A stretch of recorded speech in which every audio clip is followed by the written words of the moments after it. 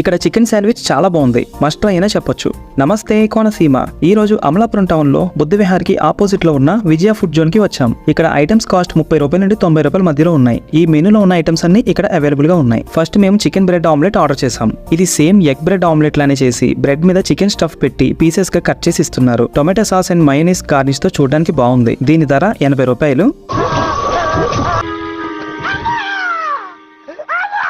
పైన చేసిన గార్నిష్ లానే టేస్ట్ చాలా బాగుంది.